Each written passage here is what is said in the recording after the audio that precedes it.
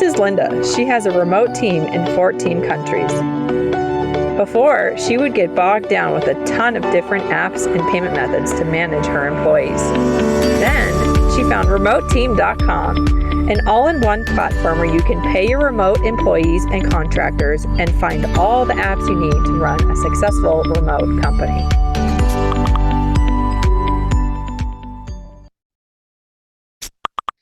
All right, and there we are. That is Remote Team. It's been great to have Sayin around. Although, you know what, Sayin, if you're watching somewhere, we'll see you in a minute on stage too. I got to be honest, I miss you a little bit, okay? I miss your energy. My name is Danny Page. I am the MC today for Stage One at Running Remote. I do want to mention this in terms of remoteteam.com. You know, in today's economy, to me at least, in running a remote company myself, speed is essential, and that's really what speaks to me about remoteteam.com. They help you onboard and offboard 9 times faster. They help you reduce 50% of help desk tickets, and really the sign-up processes are pretty much non-existent. And I think these results speak for themselves with remoteteam.com. You go on their platform, you work through exactly what your needs are, you open up their suite of apps, and away we go. So thanks to Sayin. It's been a blast working with him today. I'm sure we'll hear from him again later here at Running Remote online. Coming up after this as well, our roundtable events start. That's what SwapCard is about. That's what our platform is about that we're working on here, is networking. But we'll continue the HR conversation. And, you know, we've talked so much. I want to bring in Suman Gopalan, the Chief HR Officer at Freshworks. First of all, Suman, welcome. But like, so many of the conversations we have are around fully remote companies. But when people talk about this new normal that will open up following vaccination and following pandemic and so on and so forth, we don't know when that'll be, companies like yours, right? Big companies like Freshworks are actually going to focus more on a hybrid model as opposed to fully remote, right? And I know that's what you're going to talk about today. And you know, I'm really looking forward to seeing how a big company like this looks at a hybrid model. Sure. Thank you, Danny. Thank you for that very warm welcome. It's a pleasure to be a part of this conference. The world, as you said, has changed so much in these past 6 months. We've gone from socializing to social distancing, from work-life balance to work-life integration, right? The world is discovering a whole new way of working from home, from anywhere, whatever you call it. And in fact, doing it all rather well for the most part. And at Freshworks, we've always prided ourselves in creating an environment where our employees are happy and they can thrive in. And a big part of creating that work environment has been part of the office space and the office experience, or the workplace experience that we call it. And so this pandemic has forced us to rethink about our ways of working, and in fact, forced us to reimagine what the future holds and what the so-called workplace is going to look like when we all get back to a normal. And as you said, Danny, when the vaccine comes, when things come back to normal, etc. So what I wanted to share with you is our thinking and our journey from being a primarily in-office-based company to where we are moving today, and what some of our learnings have been in these past 6 months as we've really gone to the other extreme of everybody being remote. So I thought I'd share that thinking with all of you today, and I hope that our collective experiences will help us shape a whole new future of work. So with that, I do want to share a few slides with all of you. So if you will give me a minute, I'm going to just share my screen with all of you and we'll get started. There you go. So I hope you're all able to see my screen. So as we talked about, before we start to rethink or reimagine what the future holds and what it's going to look like for us, when we all come back from the pandemic and when the new normal sets in, let's take a look at how has the world actually evolved and what has the quarter century before this, or a century before this, really happened. So here's a quick look, right? So when you think about it, the whole concept of workplace really started with the Industrial Revolution. It created momentum for people to actually start working outside of home, or rather their home location. People migrated to places in search of work. And for the first time, people were actually leaving their home base in large numbers and going to other locations where they found work. That was a big change in the concept of a workplace, which is different from your home. But with the advent of the modern workplace, and that really happened, I think, sometime in the early 1900s, when you had innovations like telephones and electricity and typewriter, etc. And for the longest time, this remained the familiar setup of an office space. And I think every movie we watch, that's what it tells us.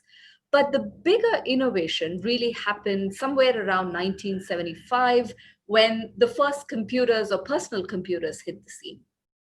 But it wasn't really until early 90s that the personal computers started finding larger use. And that was really thanks to the advent of internet and Wi-Fi. And honestly, those days I used to work, it meant that you could take work home. It still didn't mean that you could work remotely all the time, because you didn't have the connectivity, the infrastructure, and all of that. And so up until the turn of the century, it pretty much remained that way until we saw the whole advent of what we now call as the cloud-enabled services, and folks like Google and Amazon really enabled it in a very large way. And come 2005 was for the first time somebody imagined a concept of a co-working space where, when people have this need for social interaction, rather than go to an office, you can actually go into a co-working space and find like-minded folks and connect with them and things like that. But really, it took another 5 to 10 years before we had better connectivity everywhere and internet access became widespread, and almost everywhere across all continents, you had greater internet access that really enabled people to truly think about remote working. Up until then, it was mostly different forms of working. But true remote working, I think, really came about 5 or 10 years ago. And applications like Zoom and Slack, I think, really speeded up the adoption of this concept.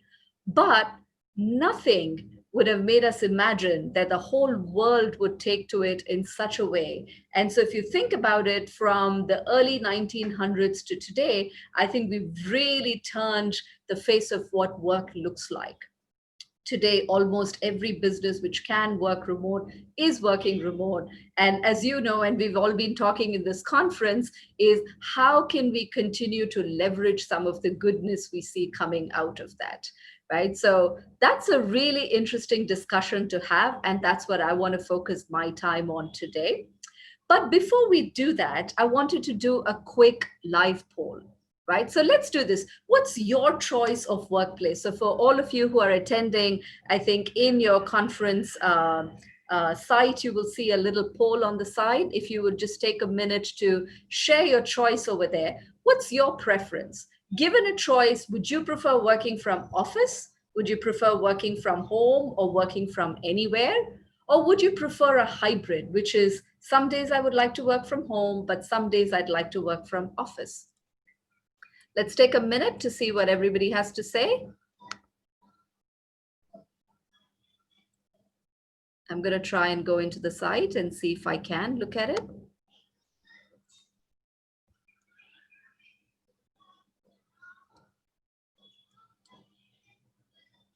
Or Danny, would you be able to ping it to me, what you see on the screen? Yeah, sure. So what I'm looking at right now is, what is your choice of a workplace? Working from office, working from home, remote work, hybrid work? Multiple choice question. And are you able to see what people are saying on the poll? Of course. Always. I was actually I was over on stage 2. Let me jump back over. Okay, we do have multiple stages. because I was listening to you on here and then listening to that one also. Yep. All right, let's check this out. Okay, there we are. Okay, I've got in the poll 0%.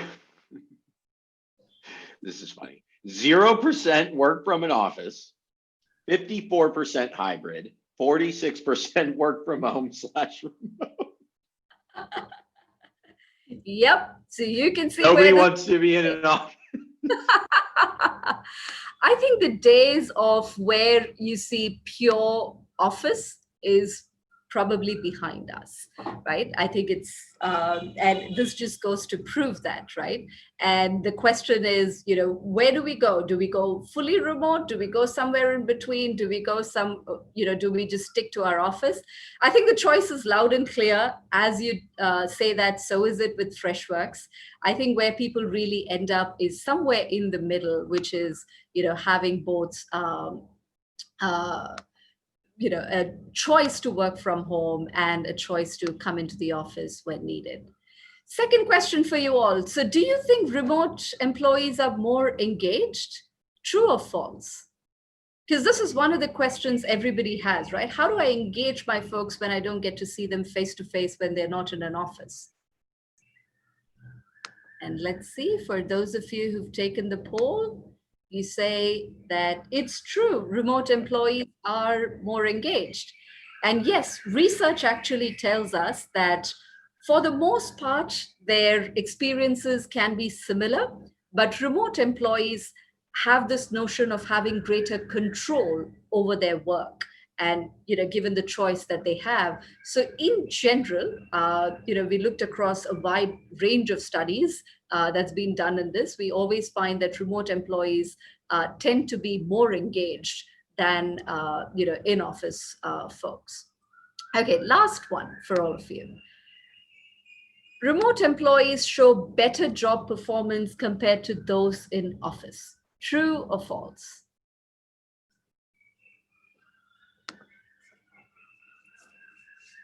%90 say true, and some of you say false. 10% of you say false.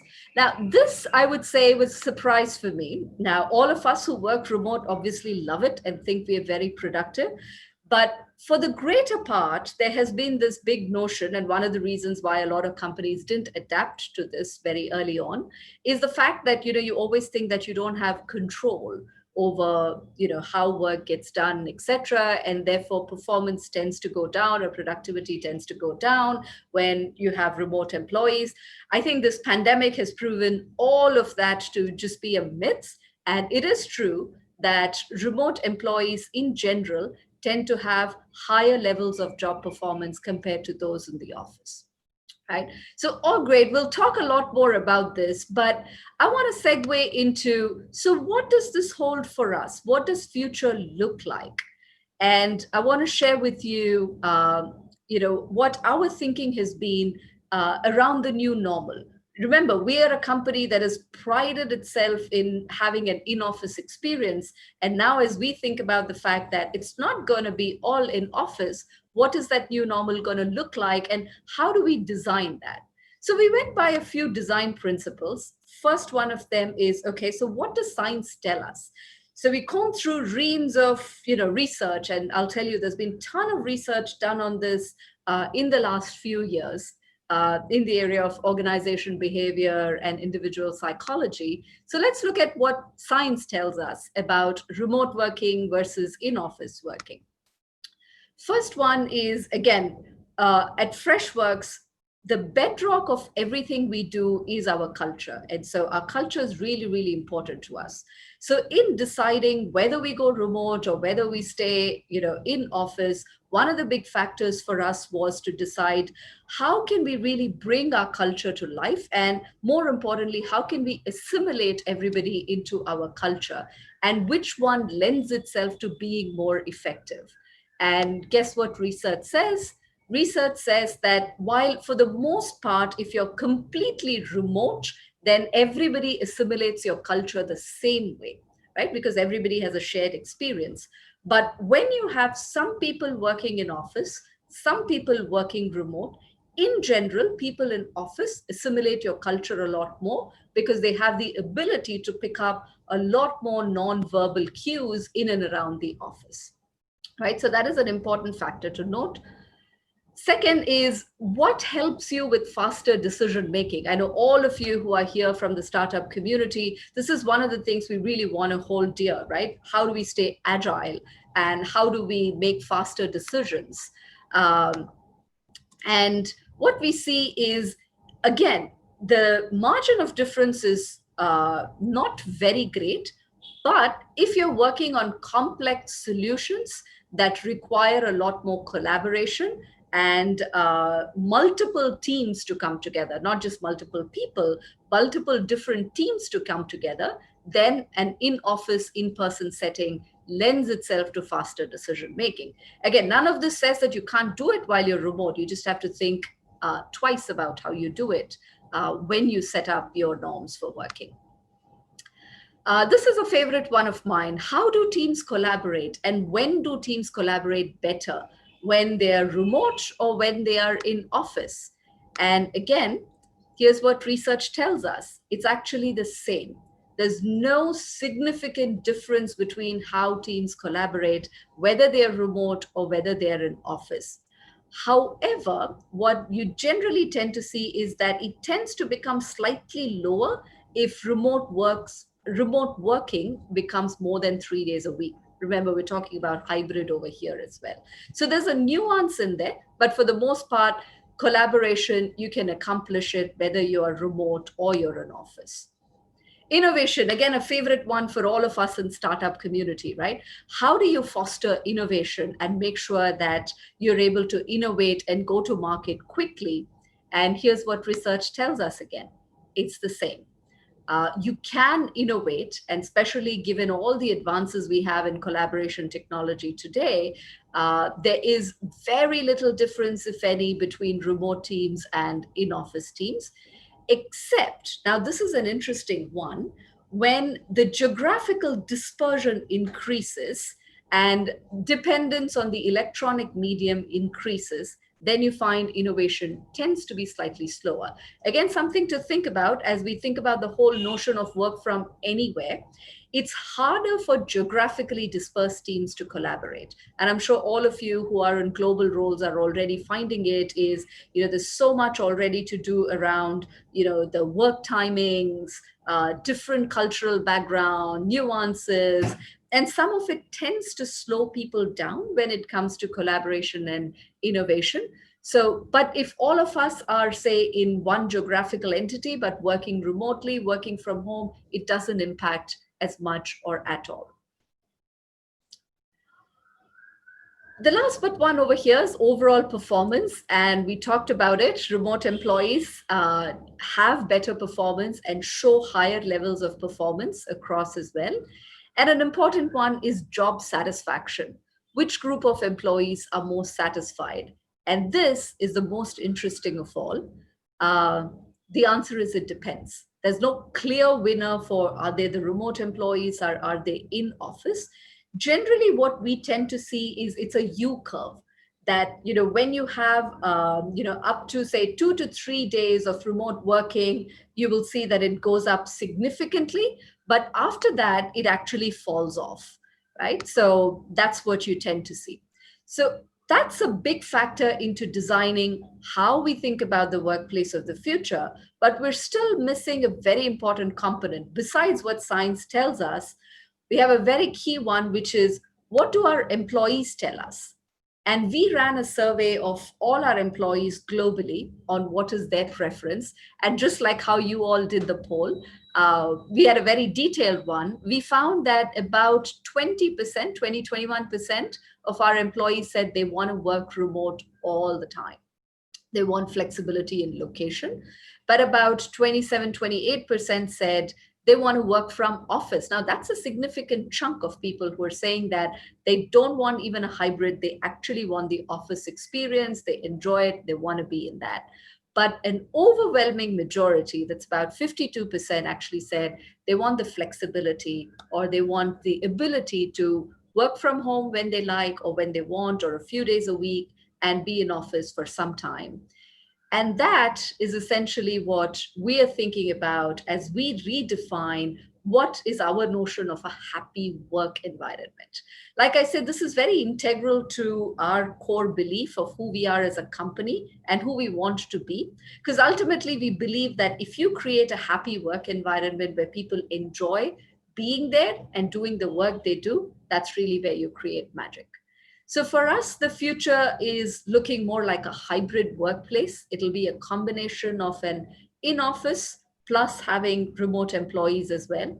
But it's based on both. It's a combination of personal choice as well as work needs, because we truly believe that there are some roles which lend itself to working better in an in-office environment. So we'll continue to keep it that way.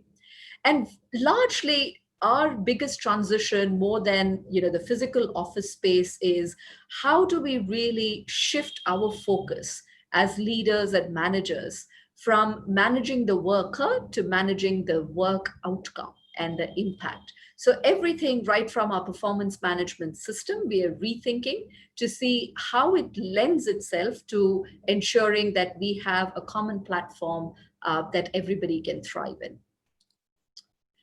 So what does hybrid future hold? Here's a quick peek on our learnings from what we've seen so far and what we'd like to leave as a sharing with all of you. And I want to leave some time for Q&A to spend more on this. The first one I would say is have clarity on which roles require being in office. For us, we picked a few, which lends itself to working with a number of different teams, and therefore we believe that they are best served while working in office. Every year, we hire close to hundreds of fresh graduates from colleges, and as they are transitioning from a campus life to a corporate life, we feel that having the in-office experience helps with the transition a lot better than just working from remote and not really experiencing what in-office working is. So have clarity on which roles you think might require if you go for a hybrid work environment, and clearly communicate and articulate the details and expectations around this so that there's no confusion.